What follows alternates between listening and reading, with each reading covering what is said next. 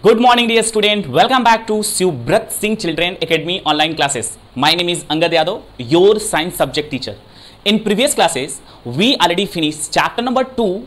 Today we are going to discuss about your new chapter, chapter number 3, synthetic fibers and plastic. But dear student, one important message for you. We already know that your chapter number 2 are finished. ठीक है, हमारा chapter number 2 क्या हो गया है, finish हो चुका है. अब उसके एक्सरसाइजेस अभी भी इनकम्प्लीट है, इसलिए आपका वो होमवर्क है जो उसके एक्सरसाइजेस हैं, वो आपका होमवर्क है. आप नोट कॉपी की हेल्प से, बुक की हेल्प से आप उस एक्सरसाइजेस को कंप्लीट करेंगे. ठीक है, अपने नोट कॉपी में उसको कंप्लीट करेंगे. फिर से एक बार अगेन रिवाइज करते हैं. क्या हमने बोला, यही कि चैप्टर नंबर 2 पूरी तरीके से फिनिश हो चुका है. हमने उसके नोट्स भी आपको सेंड कर दिए हैं, सभी लेक्चर आपको प्रोवाइड हो गए हैं. ठीक है, आई होप सो कि आप सभी लोग पूरी तरीके से सारे वीडियो लेक्चर को वॉच किए हैं एंड नोट्स को राइट किए हैं अपने नोट कॉपी में. अब उसी की हेल्प से, बुक एंड नोट कॉपी की हेल्प से आप एक्सरसाइज को कंप्लीट करेंगे अपने नोट कॉपी में. ठीक है, ये आपका होमवर्क है और आई एम 100% श्योर अगर आप रेगुलरली अपने वीडियो को वॉच किए हैं, जो साइंस का वीडियो गया है उसको वॉच किए हैं एंड आप बुक की रीडिंग किए हैं, नोट्स कॉपी की रीडिंग किए हैं, तो 100% हम श्योर हैं कि आप सारे एक्सरसाइजेस के क्वेश्चन कंप्लीट कर पाएंगे अपने नोट कॉपी में. Okay, let's start your class, your chapter synthetic fibres and plastic. Dear student, we already know that in our house are so many things. It is made up of synthetic fibre and plastic, like our bag, our clothes, bed sheet, chair, bottle, basket and so many things. ठीक है, यानी बहुत सारी ऐसे things हैं जो हमारे house में हैं और वो किसकी बनी है, फाइबर्स की एंड प्लास्टिक की, जिसका हम अपने डेली लाइफ में बहुत यूज करते हैं.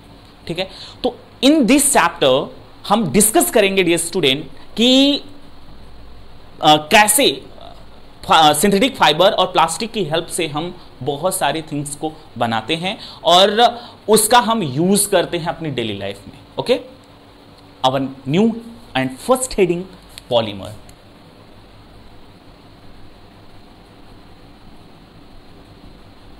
What is polymer? Dear student, polymer, यहां दो वर्ड्स हैं. Polymer, poly means many, mer means molecule, many molecule. Many molecule join together make a polymer. ठीक है, जब मेनी स्मॉलेस्ट बोलेंगे, many smallest molecule join together make a polymer. जब बहुत सारे स्मॉलेस्ट मॉलिक्यूल आपस में ज्वाइन होते हैं तो किसका फॉर्मेशन होता है, पॉलीमर का. और वो पॉलीमर फाइबर के रूप में हो सकते हैं या फिर हमारे प्लास्टिक के रूप में हो सकते हैं. ओके, जो प्लास्टिक बनाते हैं. ठीक, तो ये सभी कैसे बनते हैं इसके बारे में डिस्कस करते हैं. पहले इसका थ्योरी राइट कर लेते हैं. Polymer, what is polymer? Many small molecule, many small molecule are called monomer. Monomer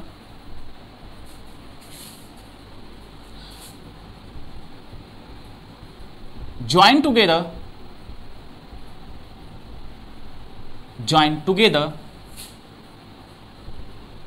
to form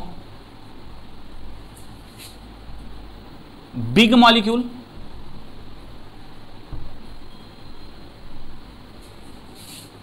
are called polymer.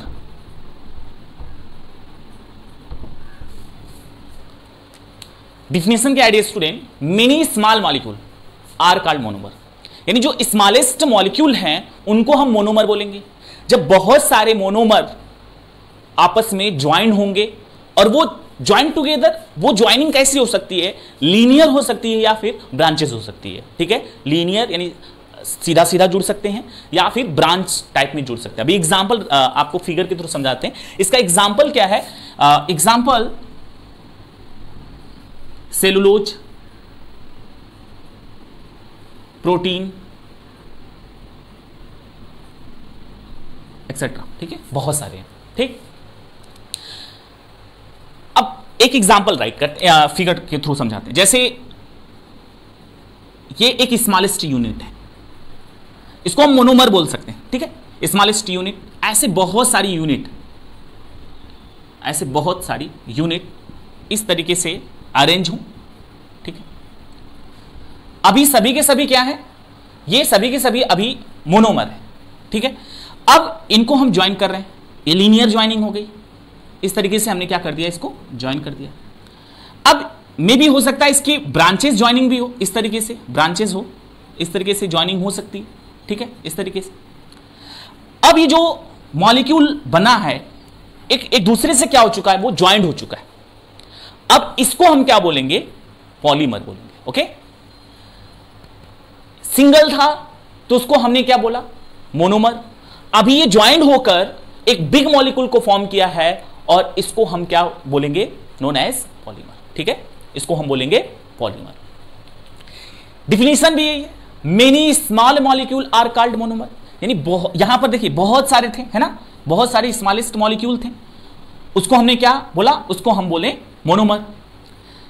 But जब हमने उसको आपस में क्या कर दिया, ज्वाइंट कर दिया, तो वो किस एक बड़े से मॉलिक्यूल के, यानी एक बिग मॉलिक्यूल को फॉर्म किया, और जब वो बिग मॉलिक्यूल को फॉर्म किया तो उसको हम बोलेंगे पॉलीमर। उसका सबसे बेस्ट एग्जांपल हम सेलुलोज एंड प्रोटीन का जानते हैं, ठीक है, cellulose and protein.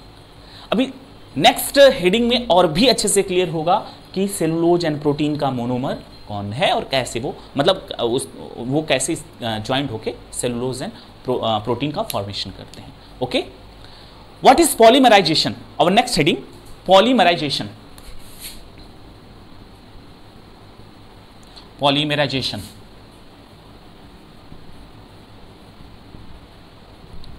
What is polymerisation? Polymerisation क्या है? The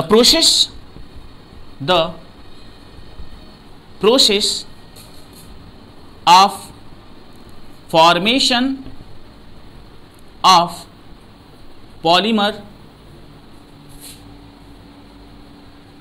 is called polymerization.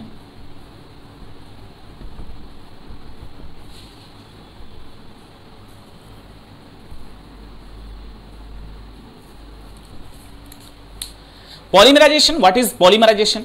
ये पॉलीमर बनाने के प्रोसेस को पॉलीमराइजेशन कहते हैं, okay. The process of formation of polymer is called polymerisation. जिसे एक एग्जाम्पल अभी अभी हमने यहां डिस्कस भी किया, ये छोटी छोटी दो मतलब बहुत सारी हमने यूनिट यहां पर ड्रॉ किया, और इस यूनिट को हमने क्या किया, ब्रांच एक दूसरे से क्या किया, उसको ज्वाइंट किया। तो इसी प्रोसेस को डियर स्टूडेंट, इसी प्रोसेस को क्या बोलते हैं, पॉलीमराइजेशन, ठीक है। जब स्मॉलेस्ट मोनोमर को हम एक दूसरे से क्या करते हैं, ज्वाइंट करते हैं, ज्वाइंट करके एक बिग मॉलिक्यूल को फॉर्म करते हैं, this is that process are known as polymerisation. I think ये बहुत अच्छे से क्लियर हो गया होगा, और अगर कोई डाउट हो तो प्लीज आप यूट्यूब के कमेंट बॉक्स में या व्हाट्सएप ग्रुप में राइट कर सकते हैं, ओके। इसको इरेज करते हैं। Our next heading,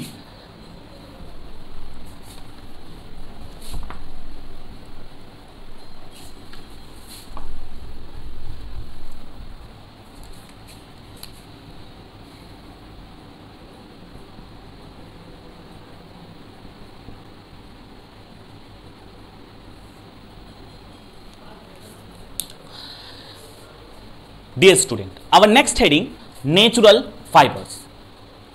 Natural fibers, fibres को दो पार्ट्स में डिवाइड किया गया है, synthetic fibre and natural fibre. अभी हमने डिस्कस किया पॉलीमर, जिसमें बहुत छोटी छोटी स्मॉलेस्ट मोनोमर यूनिट क्या हो रही थी, अटैच होके ज्वाइंट होके पॉलीमर का फॉर्मेशन कर रही थी, और वही पॉलीमर फाइबर का फॉर्मेशन करता है, ठीक है। आप जैसे थ्रीड देखे होंगे, थ्रीड है ना, क्लोथेस से कभी कभी निकल जाते हैं, कभी आपके घरों में भी होंगे थ्रीड्स।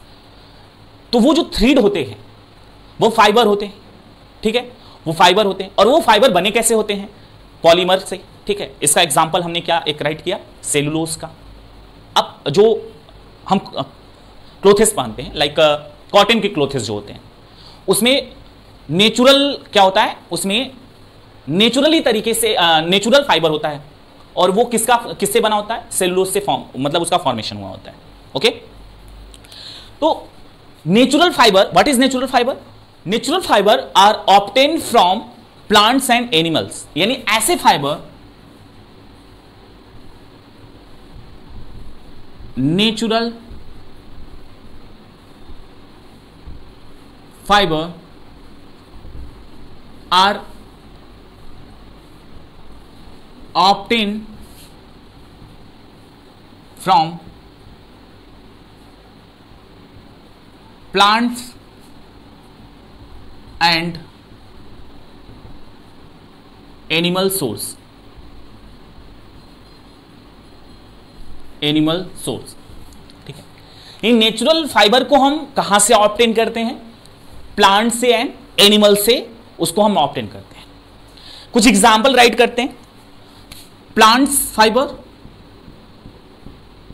Plants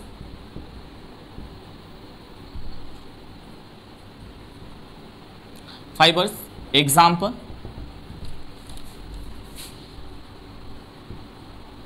jute and cotton, jute and cotton, ये प्लांट फाइबर है, ठीक है। जूट एंड कॉटन क्या है? ये सब प्लांट फाइबर है। अब ये बने कैसे? इनके पॉलीमर क्या है? तो जूट एंड कॉटन का पॉलीमर है सेलुलोज। इट इज या both made up of cellulose, ठीक है। ये सभी के सभी किसके बने होते हैं? सेलुलोज के बने होते हैं, ठीक है। कौन? Jute and cotton. अभी भी हमने पॉलीमर में सेलुलोज का एग्जांपल दिया। जूट एंड कॉटन के थ्रेड होते हैं, है ना, फाइबर होते हैं वो। तो फाइबर मतलब फाइबर का फॉर्मेशन किससे हुआ? कौन से पॉलीमर से? सेलुलोज, ठीक है। सेलुलोज एक पॉलीमर है जिससे जूट का एंड कॉटन का क्या होता है? फॉर्मेशन होता है। और ये फाइबर कैसे हैं? प्लांट्स फाइबर होते हैं, ओके। अब ये सेलुलोज हमने वहां पर एक डिस्कस, स्मॉलेस्ट यूनिट जिसको हमने मोनोमर बोला था, है ना, मोनोमर बोला था उसको। तो वो स्मॉलेस्ट यूनिट, सेलुलोज की स्मॉलेस्ट यूनिट क्या होती है? तो सेलुलोज की स्मॉलेस्ट यूनिट है, dear student, it's monomer are glucose. यानी सेलुलोज की का मोनोमर कौन है? ग्लूकोज है। जैसे एग्जांपल देखते हैं, ये एक ग्लूकोज, ये सभी एक एग्जांपल है, ठीक है। एक ग्लूकोज को मान लेते हैं कि एक मतलब ग्लूकोज के मॉलिक्यूल्स हैं, ग्लूकोज के ये मोनोमर है। ये एक ग्लूकोज का मोनोमर है, दूसरा है, तीसरा है, ऐसे ऐसे करके ये ग्लूकोज के सभी क्या है? मोनोमर है। अब जब ये एक दूसरे से इस तरीके से ज्वाइंट हो जाए, या ब्रांचेस में ज्वाइन हो, या फिर लीनियर ज्वाइनिंग हो जाए, इस तरीके से क्या होते हैं? ये ज्वाइंट हो जाते हैं। अभी जब ज्वाइंट हुए तो अब ये मोनोमर नहीं रहे, सिंगल था तो उसको हमने क्या बोला था? मोनोमर। बट पूरे को क्या बोलेंगे डियर स्टूडेंट? इस जब एक दूसरे से जो हमने इसको ज्वाइंट कर दिया तो ये क्या हो गया? Polymer, okay. तो ग्लूकोज जब आपस में ज्वाइंट होते हैं, ठीक है, ग्लूकोज की जब ज्वाइनिंग होती है, जब आपस में ग्लूकोज के मोनोमर आपस में क्या होते हैं? ज्वाइंट होते हैं। तो ज्वाइंट होकर किसका फॉर्मेशन करते हैं? सेलुलोज का। सेलुलोज, बहुत सारे सेलुलोज आपस में क्या करते हैं? ज्वाइंट होकर किसका फॉर्मेशन करते हैं? फाइबर का,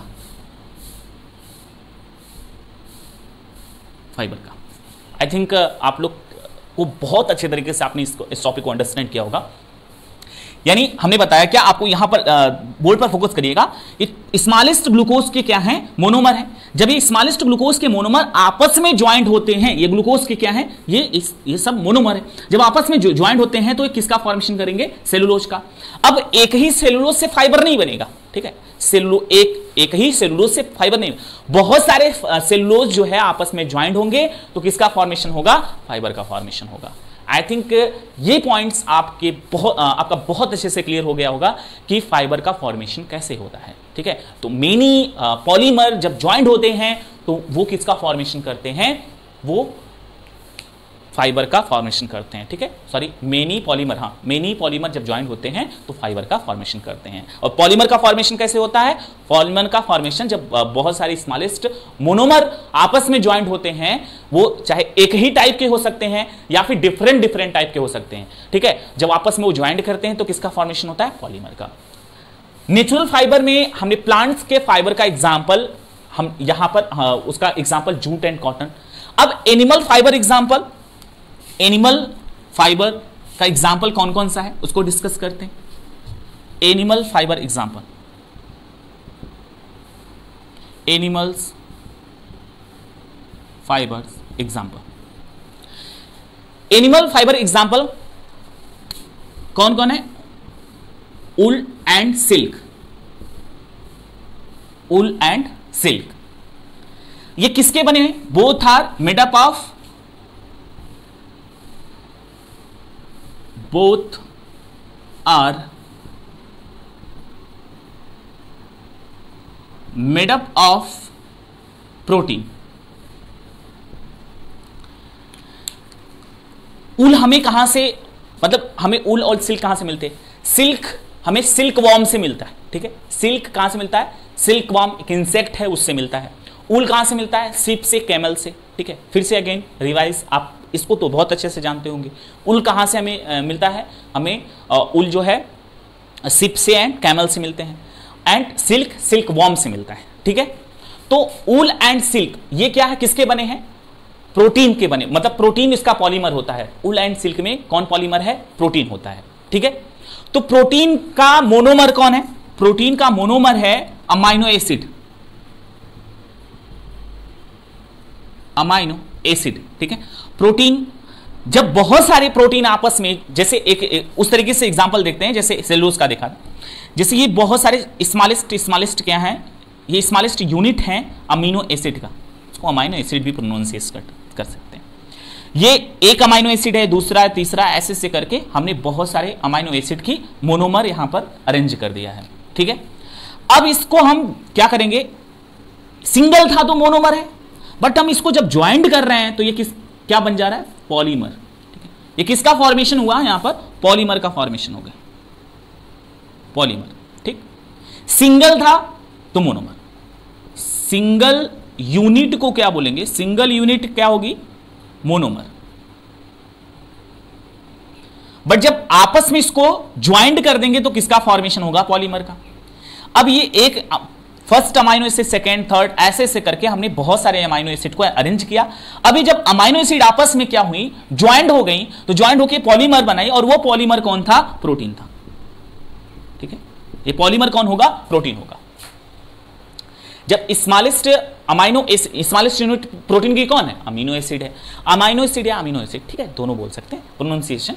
अब यहां पर जब स्मॉलेस्ट अमाइनो एसिड को हमने क्या किया? ज्वाइंट किया एक दूसरे के साथ, तो वो किसका फॉर्मेशन की? एक पॉलीमर। वो पॉलीमर कौन था? प्रोटीन।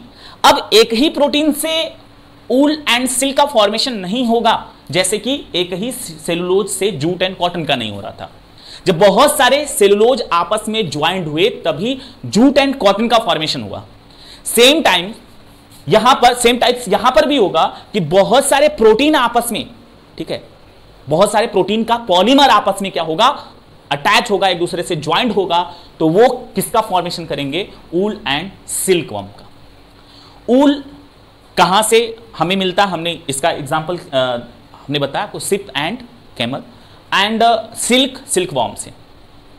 सिल्क बहुत ही एक तरीके से कह सकते हैं कॉस्टली क्लोथ्स में आता है। जब सिल्क के जो कपड़े होते हैं हमारे, वो बहुत ही कॉस्टली होते हैं, क्योंकि इसको बनाने का जो प्रोसेस है वो बहुत ही लॉन्ग है, ठीक है, बहुत ही लॉन्ग है। ये सिल्क वर्म से उसको क्या किया जाता है? गेट किया जाता है। अब सिल्क वर्म, मतलब सिल्क वर्म से सिल्क का फॉर्मेशन फर्स्ट टाइम चाइना में हुआ था। सिल्क का डिस्कवर्ड कहां पर हुआ है? चाइना में। फिर से अगेन रिवाइज, सिल्क का डिस्कवरी, ठीक है, सिल्क को सबसे पहले डिस्कवर्ड किसने किया? चाइना कंट्री ने। और बहुत लंबे समय तक सिल्क बनाने के मेथड को किसी के साथ शेयर नहीं किया उसने। बिजनेस है ना, पैसा कमाने के लिए, ठीक। और सिल्क के क्लोथेस बहुत ही कॉस्टली होते हैं, बहुत ज़्यादा कॉस्टली होते हैं, लेकिन बहुत अच्छे भी होते हैं। ठीक है। लेकिन अभी हमारे कंट्री में भी, अदर कंट्री में भी सिल्क का फॉर्मेशन किया जा रहा है सिल्क वॉर्म से, but silk first time discovered किया गया था कहां? चाइना में। और चाइना में बहुत लंबे समय तक इसके बनाने के मेथड को नहीं बताया गया था। ठीक। डियर स्टूडेंट, आज की क्लासेस छोटी होगी, यहीं तक स्टॉप करते हैं, बिकॉज अब आपको एक्सरसाइजेस कंप्लीट करने हैं। एंड आज का जो नोट्स होगा वो बहुत ही छोटा सा होगा, जो आप इस चैप्टर का मतलब अपने पेज पे राइट कर सकते हैं अपनी नोट कॉपी में। बट पहले आप क्या करेंगे, आप एक्सरसाइज कंप्लीट करें। इसलिए आज की क्लास यहीं पर एंड करते हैं।